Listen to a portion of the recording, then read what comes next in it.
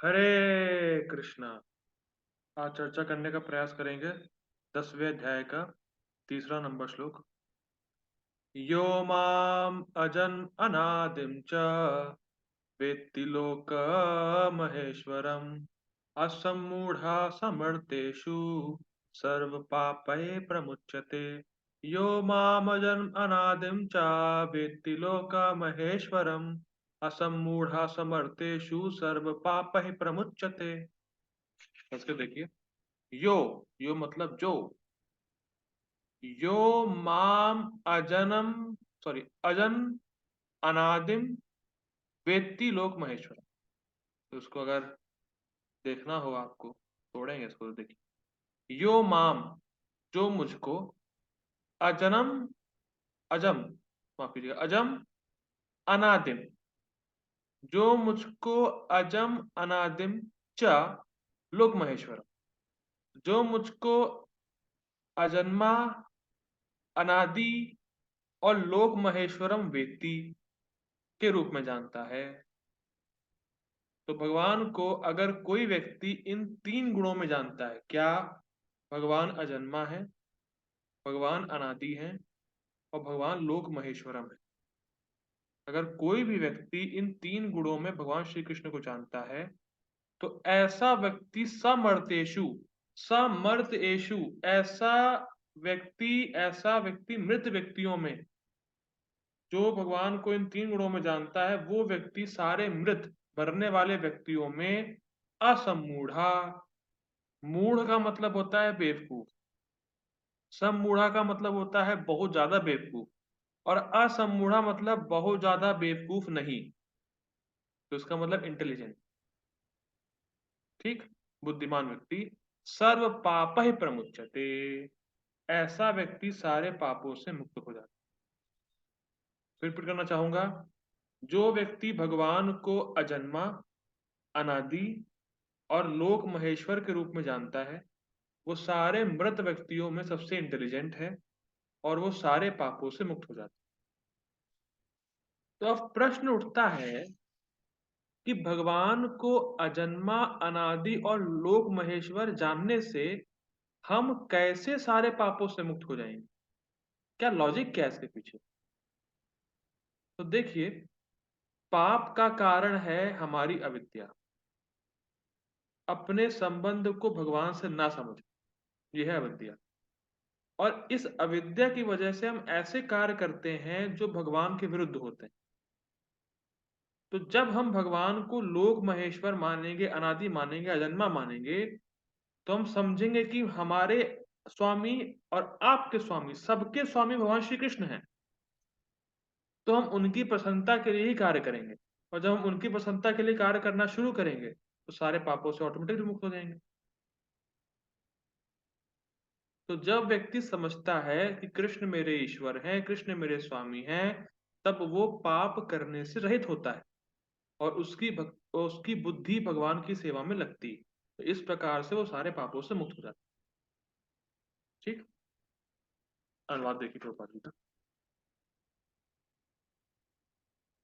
जो मुझे अजन्मा अनादि और समस्त लोकों के स्वामी के रूप में जानता है, मनुष्यों में केवल वही, स्पेसिफिकली वही, वही मोह रहित और समस्त पापों से मुक्त होता है। तो अगर आपको जानना है कि कौन ऐसा संसार में व्यक्ति है जो पापों से मुक्त है, तो उससे पूछिए भगवान श्री कृष्ण के बारे में। अगर वो तीन चीज बताता है कि भगवान श्री कृष्ण अजन्मा है, अनादि है और समस्त लोगों के स्वामी है, तो इसका मतलब वो समस्त पापों से मुक्त हो चुका है। क्योंकि जो पापों से रहित है उसी को ये बात समझ में आती है। ठीक। गीता भूषण टीका देखते हैं। गीता भूषण टीका, ये लिंक है देखिए। परंतु कुछ लोग हैं, भगवान बोल रहे हैं, परंतु कुछ लोग हैं जिनको मेरा ज्ञान है। तो इस आशय से भगवान ये श्लोक कह रहे हैं। देखिए, भगवान ने पिछले श्लोक में कर बताया था कि मैं देवता और महर्षियों का भी सोर्स हूं। तो इस कारण से कि मैं अनादि हूं, माफ कीजिएगा वो शब्द आया था, न मे विदु सुरगणा प्रभवम चा महर्षिणा, ऐसे शब्द आया था कि अ, जो देवता गण हैं और जो महर्षि हैं वो मुझको नहीं जानते, क्योंकि मैं उन दोनों का भी सोर्स हूं। ठीक, तो अब भगवान कह रहे हैं कि ऐसा नहीं कि मुझे कोई नहीं जानता है, कुछ ऐसे हैं जो मुझे जानते हैं। कल के श्लोक में भगवान ने कहा कि जो देवता हैं और जो महर्षि हैं वो मुझे नहीं जानते। तो प्रश्न बनेगा, जब वो नहीं जान रहे तो मतलब कोई नहीं जानता होगा? तो भगवान कह रहे हैं नहीं, नहीं, नहीं, नहीं, नहीं। कुछ लोग हैं जो जानते हैं मुझे। कुछ लोग ऐसे हैं जिनको मेरा ज्ञान है और वो सारे पापों से मुक्त हो जाते हैं। और वो मुझे 3 प्रकार से जानते हैं कि मैं जन्मा हूँ, मैं अनादि हूँ और मैं लोक महेश्वर। ठीक, आगे पढ़ते हैं। सहस्रों मनुष्यों में से जो मुझे जानने का प्रयास कर रहे हैं, केवल वही भाग्यवान लोग जिनको मेरे विज्ञ भक्तों का संग प्राप्त है, वे मुझे अनादि अज और सर्वेश्वर के रूप में जानता। मनुष्याणाम सहस्रेषु कश्चित् इति सिद्धये ततामपि सिद्धानां कश्चिन् माम विद्धि तत्त्वतः। 7वें अध्याय का श्लोक है कि हजारों हजारों में से कोई एक विरला होगा जो भगवान को तत्व में जान पाए। भगवान वही बात कह रहे हैं कि हजारों लोग भगवान को जानने का प्रयास कर रहे हैं और हजारों लोगों के मत हैं कि भगवान ऐसे हैं, भगवान वैसे हैं, भगवान का रूप ये है, ऐसा है, वैसा है। मैं जानता हूँ भगवान को, मैं जानता हूँ भगवान को। लेकिन भगवान कह रहे हैं कि हजारों लोग मुझे जानने का प्रयास कर रहे हैं, लेकिन कोई बहुत विरला होता है जो मुझको ठीक ठीक जान पाता है। और वो होता कौन है? जिसको मेरे भक्तों का संग प्राप्त हो, जिसको मेरे भक्तों का संग प्राप्त है और वो परंपरा में ज्ञान प्राप्त कर रहा है, ऐसा व्यक्ति, वही भाग्यवान जीव मुझको सही सही समझ। और क्यों बहुत विरला ही समझ पाता है? क्योंकि भक्तों के संग में परंपरा का ज्ञान प्राप्त करना ये बहुत सौभाग्य की बात है और ये सौभाग्य बड़े ही मुश्किल से किसी को मिलता है। और हमारा ऐसा सौभाग्य है, इतने भाग्यशाली है कि हमें भक्तों के संग में परंपरा का ज्ञान मिल पा रहा है। भगवान खुद ही कह रहे हैं हजारों हजारों में से कोई एक जान पाता है मुझे। और वो एक कौन होता है? जिसको परंपरा में भक्तों का संग प्राप्त है, परंपरा में ज्ञान प्राप्त। तो इतना मुश्किल है परंपरा में भक्तों के संग में ज्ञान प्राप्त कर पाना। और प्रभुपाद जी ने इतना कृपा की हमारे ऊपर कि कितना इजीली अवेलेबल कर दिया है हर जगह। ठीक है, आगे पढ़ते हैं। और कैसे जानता है भगवान को? भगवान अनादि है, अज है और सर्वेश्वर है, इन 3 रूप में जानता है। वह इस संबंध में मोहग्रस्त नहीं होता है और सभी पापों से मुक्त हो जाता है। देखिए मोह किस प्रकार का है? मोह मतलब वही, एक तरफ तो आप कह रहे हैं कि भगवान अजन्मा है और दूसरी तरफ जन्माष्टमी मना रहे हैं भगवान की। ये क्या बात है भाई? एक तरफ कह रहे हैं भगवान अनादि हैं और दूसरी तरफ कह रहे हैं सुदेव जी के बेटे हैं। एक तरफ कह रहे हैं लोक महेश्वर है और दूसरी तरफ भगवान दही चुरा रहे हैं। भाई ये कौन है? ये कैसे भगवान है? एक तरफ कहते हैं अजन्मा है, जन्माष्टमी मना रहे हैं भगवान की। एक तरफ कह रहे हैं भगवान अनादि हैं, लेकिन वसुदेव जी के बेटे हैं, मतलब देवकी के गर्भ से पैदा हुए, मतलब पैदा हुए, मतलब अनादि कहाँ से होगा? एक तरफ कह रहे हैं लोक महेश्वर है तो दूसरी तरफ दही चुरा रहे हैं घर में जा जाके। तो क्या है ये? लेकिन जो भक्तों के संग में सुनता है, परंपरा में ज्ञान लेता है, उसी को ये लीला समझ में आती है। तो इसीलिए लीला को समझने के लिए व्यक्ति को भक्तों के संग में तत्व को बार बार सुनना होगा और समझना होगा, तब उसका मोह जाएगा। और अजन्मा, भगवान इस अर्थ में कह रहे हैं कि भगवान अपने स्वरूप को प्रकट करते हैं। जैसे सूर्य अपने स्वरूप को प्रकट करता है, तो सूर्य उगता नहीं है ना अस्त होता, सूर्य तो हर जगह है, सूर्य तो हमेशा रहता है। लेकिन सूर्य बस हमारे आंखों के सामने प्रकट होता है। सूर्य उगता नहीं है, हमारे सामने अपने स्वरूप में प्रकट होता है। तो कहीं इस समय भी सूर्य कहीं ना कहीं है। ठीक। अब ये बहुत सुंदर टीका अब आगे से चलने वाली है कि भगवान ने यही 3 शब्द क्यों बोले, अजन्मा, अनादि और लोक महेश्वर। भगवान ने ये स्पेसिफिकली 3 शब्द ही क्यों चूज किए? ये बहुत रहस्यमयी बात है। भगवान इतने बोलने में एक्सपर्ट हैं, क्या बताया जाए। भगवान ने यही 3 शब्द क्यों चूज किए? हम लोग टीका में देखने वाले हैं। बहुत जबरदस्त टीका लिखी गई है, देखिए। भगवान अज है, अर्थात वह किसी भी भौतिक पदार्थ से भिन्न है जो कि जड़ होता है, और इस ब्रह्मांड के किसी भी कोटि के जीव से भिन्न है, क्योंकि सभी जीव भौतिक देह के साथ जन्म लेते हैं, जिसका आदि होता है और वह और विकार के द्वारा अंत होता है। समझिए इसको। अज का मतलब होता है जन्म से रहित। तो इस जगत में जिस भी वस्तु को आप देखते हैं उसका जन्म होता है, क्योंकि वो पदार्थ है। तो उसका कहीं ना कहीं कोई कारण है, वो किसी कारण से आ रहा है। पर जब भगवान आते हैं तो उनका कोई भौतिक कारण नहीं है, इसलिए अज कह रहे हैं। First point. दूसरा, हम लोग इस जगत में क्यों हैं? कर्म बंधन की वजह से। और हमारा देह कैसा है? भौतिक देह। पर जब भगवान आते हैं तो वो अपने वास्तविक स्वरूप में प्रकट होते हैं। उनका जो शरीर है वो चिन्मय होता है। तो भगवान हर एक एक शब्द से, जैसे अजन्मा, अनादि और लोक महेश्वर, इन शब्दों को बोल रहे हैं दूसरों से भिन्न दिखाने के लिए अपने आप। जैसे अज के द्वारा वो, अज शब्द के द्वारा वो अपने आप को बद्ध जीवों से अलग दिखा रहे हैं। भगवान ने अपने आप को बद्ध जीवों से अलग किया, क्योंकि बद्ध जीव को शरीर धारण करना पड़ता है, जो कि भौतिक शरीर होता है, और भौतिक शरीर का अंत भी होता है। लेकिन भगवान जब प्रकट होते हैं तो वो अपने चिन्मय शरीर में प्रकट होते हैं। तो इसीलिए अजन्मा शब्द से भगवान ने अपने आप को भौतिक, सॉरी माफ कीजिएगा, अजन्मा शब्द से भगवान ने अपने आप को बद्ध जीवों से अलग किया है। ठीक, इसीलिए भगवान ने अजन्मा शब्द का प्रयोग किया। ठीक, अब देखते हैं।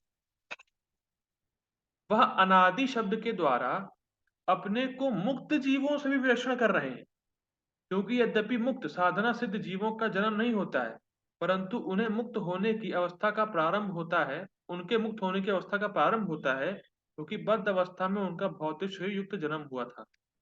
देखिए, समझिए। अब अनादि शब्द से भगवान अपने को मुक्त जीवों से अलग दिखा रहे हैं। भाई, जब हम लोग मुक्त हो जाएंगे तो हमारी हिस्ट्री होगी ना कि हम इस जगत में थे। हमारी हिस्ट्री है, अ, माफ कीजिएगा। देखिए भाई, जब हम लोग मुक्त हो जाएंगे तो हमें अपना वास्तविक स्वरूप या चिन्मय शरीर प्राप्त होगा। लेकिन हमारी हिस्ट्री है ना जन्म लेने वाली, कि इसने जन्म लिया था और ये मरा था, मतलब भौतिक शरीर में था। ठीक। लेकिन जब भगवान को अनादि कहा जा रहा है तो मतलब ऐसा कोई समय नहीं था जब भगवान कभी बद्ध हुए और तपस्या करके भगवान बने। जब हम लोग मुक्त होंगे तो हमारी हिस्ट्री होगी कि भाई ये मटेरियल वर्ल्ड में था, इसने इतने सारे शरीर धारण किए हैं, उसका इतना शरीर, जो जितने शरीर धारण किए वो शरीर नष्ट हो गए उसके। हमारी हिस्ट्री होगी। लेकिन अनादि शब्द से भगवान ये कह रहे हैं मेरी कोई हिस्ट्री नहीं है। ऐसा कोई समय नहीं था जब मैं बद्ध था और तपस्या करके या साधन करके मैं मुक्त हुआ हूं। ना ना ना ना ना। हमेशा से भगवान भगवान ही। तो उन साधना सिद्ध जीवों से जो पहले मुक्त नहीं थे, अब मुक्त हुए हैं, तो उनसे भगवान अपने आप को अलग दिखाने के लिए या अलग करने के लिए अनादि बोल रहे हैं।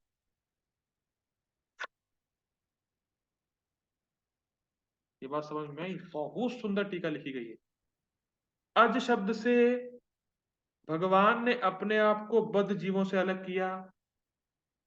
अनादि शब्द से भगवान ने साधना सिद्ध जीवों से अलग किया, जो पहले मुक्त नहीं थे और साधना करके अब मुक्त हुए। उनसे भगवान ने अपने आप को अलग किया। ठीक। तीसरा शब्द है लोक महेश्वर। देखिए, लोक महेश्वरम शब्द के द्वारा भगवान अपने को नित्य सिद्ध जीवों, प्रकृति और काल से भी विलक्षित कर रहे हैं। मतलब अब लोक महेश्वर बोलने से भगवान अपने आप को नित्य सिद्ध जीवों से, प्रकृति से और काल से भी अलग कर रहे हैं। विलक्षित मतलब ना तो भगवान काल हैं ना भगवान माया है और ना ही वो नित्य सिद्ध जीव है, क्योंकि ये तीनों ही लोक महेश्वर नहीं है।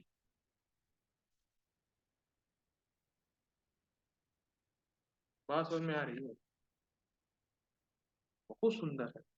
यद्यपि नित्य मुक्त जीवों का आदि और अंत नहीं होता। अब देखिए, नित्य मुक्त भी अनादि है, लेकिन इसीलिए भगवान ने कहा कि अगर मैं बोलूंगा मैं अनादि हूं, और नित्य मुक्त जीव भी अनादि हैं, लेकिन नित्य मुक्त जीव लोक महेश्वर नहीं है, इसलिए मैं भगवान हूं। जैसे श्री दामा सखा नित्य सिद्ध है, भगवान के साथ ही रहते हैं, लेकिन क्या वो सभी लोक के महेश्वर है? नहीं है। वो तो कृष्ण ही है। तो कृष्ण लोक महेश्वर शब्द से ये बता रहे हैं कि मैं नित्य सिद्ध जीवों से, प्रकृति से और काल से भी अलग हूं। कितना सुंदर है। मैं फिर रिपीट करूंगा। अज शब्द से भगवान ने अपने आप को बद्ध जीवों से अलग किया। अनादि शब्द से भगवान ने अपने आप को साधना सिद्ध जीवों से मुक्त किया। और लोक महेश्वर से भगवान ने नित्य सिद्ध जीवों से, प्रकृति से और काल से अपने आप को अलग किया। बहुत सुंदर टीका लिखी, बहुत सूक्ष्म टीका है। इसलिए मैं सिर्फ टीका लिखी है आज। अनादि शब्द के द्वारा भगवान अपने आधिपत्य को ब्रह्मा और शिव जी के आधिपत्य से रचित कर रहे हैं। वे भी इस जगत के पति हैं, परंतु भगवान का आधिपत्य अनादि है। अब एक और अनादि शब्द से भगवान अब अपने आप को ब्रह्मा और शिव जी से विलय कर रहे हैं। देखिए, ब्रह्मा जी इस जगत के आधिपत्य के रूप में कब से हैं? जब से जगत, ठीक। लेकिन भगवान ने अपनी इच्छा से सृष्टि की। तो असली मालिक कौन हुआ सृष्टि का? भगवान श्री कृष्ण। क्योंकि सृष्टि के पहले भी भगवान का आधिपत्य था, मतलब उनका अ, अधिकार था, कह सकते हैं उनके मतलब मालिक थे भगवान। सृष्टि के पहले भी भगवान श्री कृष्ण ही मालिक थे सृष्टि के, और वो थे पहले, सृष्टि के पहले भी भगवान थे, और सृष्टि के बाद भी भगवान ही रहेंगे। तो उनका आधिपत्य अनादि है, मतलब उनका आधिपत्य, उनका कंट्रोल, ऐसा कह सकते हैं, कंट्रोल। भगवान श्री कृष्ण का सृष्टि पे कंट्रोल कभी जाएगा नहीं। वो स्टार्टिंग से था और एंडिंग तक रहेगा। लेकिन ब्रह्मा जी का सृष्टि पे कंट्रोल तब छिन जाएगा तो सृष्टि खत्म हो जाएगी। भाई, जब सृष्टि ही नहीं है तो ब्रह्मा जी भी तो नहीं है। लेकिन जब सृष्टि नहीं है तो भी भगवान श्री कृष्ण है, उनका कंट्रोल है।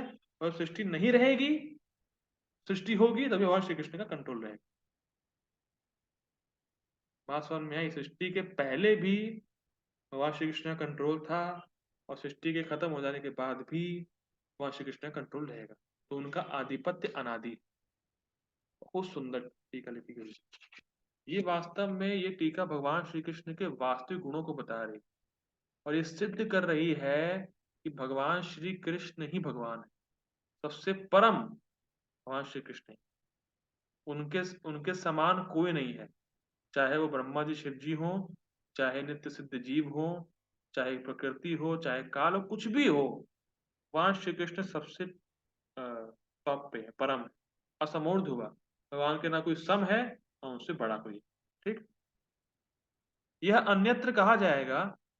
अतः जो इस प्रकार मेरे हे गुण से सर्वदा असंबंध और नित्य सिद्ध सर्व ऐश्वर्यता के गुणों को जानकर मेरी सर्व विशिष्टता को समझा है, तो ऐसा व्यक्ति सभी कर्मों से मुक्त हो जाता है जो मेरे प्रति भक्ति उत्पन्न करने में बाधक हो। फिर वह मेरी भक्ति को प्राप्त होता है। ये बड़ा टफ पैराग्राफ हो गया मेरे ख्याल से, कुछ बड़े कठिन कठिन हिंदी वर्ड्स हैं।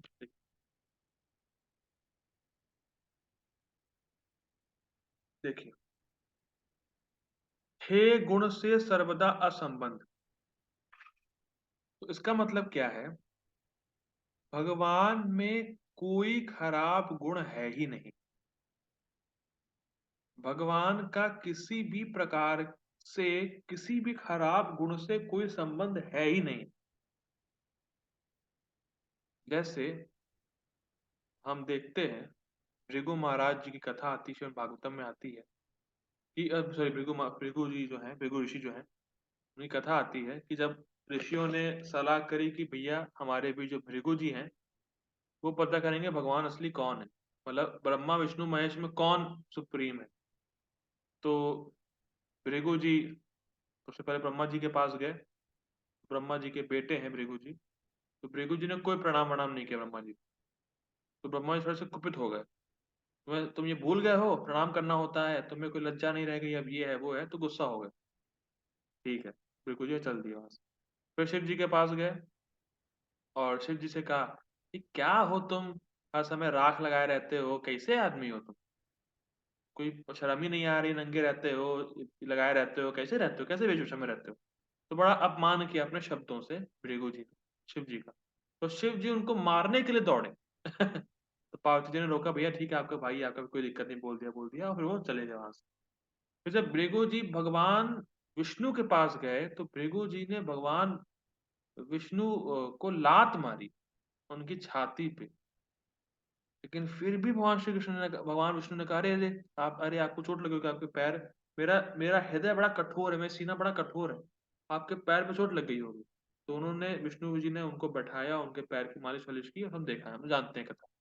तो बेसिकली भगवान में कोई क्रोध का है ही नहीं गुण, भगवान में कोई प्राकृतिक गुण नहीं है। जैसे हम में जो काम क्रोध लोभ मद मात्सर्य है, वो खराब गुण भगवान में है ही नहीं। भगवान का उन प्राकृत खराब गुणों से कोई संबंध है ही नहीं। भगवान में सर्व कल्याणात्मक गुण है, सारे अच्छे ही गुण भगवान में भरे पड़े हैं और अनंत गुण हैं। तो इसीलिए भगवान से श्रेष्ठ तो कोई है ही नहीं। ये बात यहाँ पे कही जा रही है। भगवान में प्राकृतिक गुण कभी होते ही नहीं है, प्राकृतिक गुण कभी भगवान में है ही नहीं। ठीक। अब यहाँ पे एक और सुंदर बात लिखी है, नित्य सिद्ध सर्व ऐश्वर्यता के गुणों को जानकर। तो नित्य सिद्ध सर्व ऐश्वर्यता मतलब जो भगवान में हमेशा, जो हम जानते हैं षड ऐश्वर्य, रेनन्सिएशन, नॉलेज, ऑपुलेंस, सब जानते हैं जो छह गुण होते हैं भगवान के। तो भगवान में ये छह गुण या छह ऐश्वर्य हमेशा से रहते हैं और पूरे कंप्लीट मात्रा में रहते हैं। मतलब ऐसा कभी नहीं है कि भगवान गरीब हो जाए, ऐसा कभी नहीं कि भगवान का ज्ञान चला जाए, ऐसा कभी हो ही नहीं सकता है। तो भगवान में जो छह षड ऐश्वर्य हैं वो पूरी मात्रा में रहते हैं और हमेशा से रहते हैं और हमेशा के लिए रहेंगे, नित्य सिद्ध, हमेशा ही है वो। तो जो इस प्रकार से भगवान को समझ रहा है वो सारे पापों से मुक्त हो जाएगा। और यहाँ पाप का मतलब बताया गया है ऐसे कर्म जो आपको भक्ति में लगने ना दे, आपके ऐसे पूर्व कर्म या ऐसे पाप कर्म जो आपकी भक्ति में बाधा हो या आपको भक्ति करने से रोक रहे। तो जब व्यक्ति भगवान को इस रूप में समझ जाता है तो वो सारे कर्म जो आपको भक्ति करने से रोक रहे थे वो सब नष्ट हो जाते हैं और फिर वो भगवान की भक्ति को प्राप्त होता है। ठीक, आगे बढ़ते हैं। मोह का अर्थ है कि किसी और वस्तु का ज्ञान भगवान का ज्ञान। बहुत सुंदर डेफिनेशन दे रखी है। मोह का मतलब है कि भगवान के अलावा और कुछ जानने योग्य है, अगर ये धारणा है तो वो मोह है। मतलब भगवान को नहीं जानना और बाकी सब कुछ जानना, ये मोह है वास्तव। इस जगत में एक ही जानने योग्य वस्तु है, भगवान श्री कृष्ण का तत्व, और इसके अलावा सब मोह है। कितनी सुंदर बात। इस जगत में सिर्फ एक ही चीज करनी है, भगवान श्री कृष्ण को जानना है, उनके जन्म और कर्म को तत्व में जानना है। और उसको जानने से त्यक्त्वा देहम पुनर्जन्म नैति मां मेति सुहृत्। तुम मेरे पास आ जाओगे अर्जुन। क्योंकि और जितनी भी चीज है, जितना भी जो ज्ञान है, वो हमें मोह में ही डालेगा। मोह मतलब वो ये धारणा हमारी, ये वो भावना बढ़ाए कि हम दें। और कोई भी ज्ञान अगर हम लेते हैं भक्ति के अलावा, कोई भी आध्यात्मिक ज्ञान लेते हैं, कोई भी भौतिक ज्ञान भी लेते हैं जो भक्ति के अलावा हो, भक्ति शास्त्र के अलावा जो भी हम ज्ञान लेते हैं, वो कहीं ना कहीं हमारी इस भावना को बढ़ाएगा कि हम शरीर है। तो वो मोहित तो है अपने आप को, शरीर मानना सबसे बड़ा मोह है। तो इसीलिए मोह का अर्थ है कि किसी और वस्तु का ज्ञान जो भगवान का ज्ञान है, मतलब भगवान के ज्ञान के अलावा और कोई और किसी भी चीज का ज्ञान लेना वो मोह है बस। ठीक। वह इस प्रकार के मोह से शून्य रहता है और साथ ही वह इस प्रकार के मोह से मुक्त रहता है कि यदि कृष्ण देवकी से जन्म लेते हैं तो उनको अजन्मा कैसे कहा जा सकता है। मैंने पहले बता दिया, स्टार्टिंग में हमने देखा था इस बात को कि भाई कोई कहे कि जब हम देख रहे हैं श्री कृष्ण देवकी के गर्भ से जन्म ले रहे हैं तो जन्मा कैसे हुए वो, ये मोह। तो ये मोह उसका खत्म हो जाएगा जो भक्तों से परंपरा में ज्ञान लेगा और तत्व में समझेगा। उसका ये मोह या ऐसे सिली क्वेश्चंस कि देवकी के गर्भ से भगवान ने जन्म लिया तो जन्मा कैसे हो गए, लोग महेश्वर ने दही कैसे दही क्यों चुरा रहे हैं, तो इस प्रकार के जो सिली क्वेश्चन जो ऐसे लोगों के क्वेश्चन रहते हैं उस और वो ऐसे होते ही खत्म होंगे जो भक्तों से परंपरा में ज्ञान लेगा। जिसने भक्तों से परंपरा में ज्ञान नहीं लिया है वो हमेशा इसी मोह में रहेगा। भगवान अजन्मा कैसे हैं तो जन्म लिए हैं, लोग महेश्वर कैसे हैं, दही चुराए हैं, अनादि कैसे हो गए, वसुदेव जी के बेटे हैं, हमेशा इस मोह में पड़ा ही रहेगा वो। लेकिन जिसने भक्ति की है और भक्तों से परंपरा में ज्ञान लिया है वो हमेशा इस मोह से दूर रहेगा, वो जानता है भगवान का तत्व है क्या। देखिए भगवान अजन्मा कैसे हैं, क्योंकि भगवान कर्म में बंध के जन्म नहीं लेते हैं, वो अपनी इच्छा से प्रकट होते हैं, फर्स्ट पॉइंट। और दूसरा भगवान अपने स्वरूप को प्रकट करते हैं। देखिए हम लोग तो जन्म का अर्थ जानते भी नहीं। जन्म का अर्थ होता है वास्तव में, जन्म का अर्थ है कि अब कर्म बंधन में फंसने की वजह से जीव को भौतिक शरीर धारण करना पड़ता है, उसको जन्म बोलते हैं। जन्म किसको बोलते हैं, अपने किए गए कर्मों के फल के अनुरूप जीव को भौतिक शरीर धारण करना पड़ता है।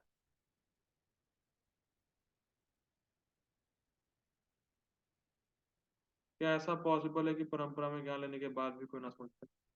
ठीक है, इसको हम लेते हैं, तो खत्म हो जाए। तो जन्म का अर्थ है कि, क्या मैं बोल रहा था, हाँ कि कर्मों में बंध के जीव भौतिक शरीर धारण करे।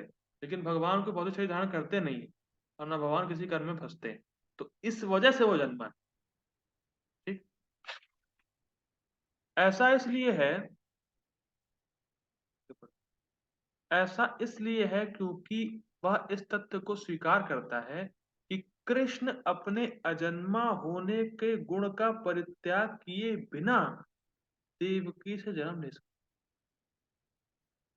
मतलब वो अजन्मा ही, भगवान अजन्मे ही रहते हैं पर अपने स्वरूप को इस जगत में प्रकट करते हैं। वो जानता है इस बात को कि अगर भगवान को इस जगत में प्रकट होना भी है तो वो अजन्मा रहते हुए भी आ सकते हैं। The unborn is born. ये हिसाब किताब। वो ये जानता है कि भगवान में अचिंत्य शक्ति है। ऐसा नहीं कि जब भगवान को प्रकट होना है जगत में तो उनको अपना अजन्मा होने के गुण को त्यागना पड़ेगा, ना ऐसा कुछ नहीं है। भगवान अजन्मा रहते हुए भी जन्म ले सकते हैं, ये पॉइंट। ठीक। तो हम लोग अब इसको यही रोकते हैं, तात्पर्य प्रभाव कल देखेंगे हम लोग। हरे कृष्ण प्रभुपाद की जैसे भगवद गीता की जय। हरे कृष्ण।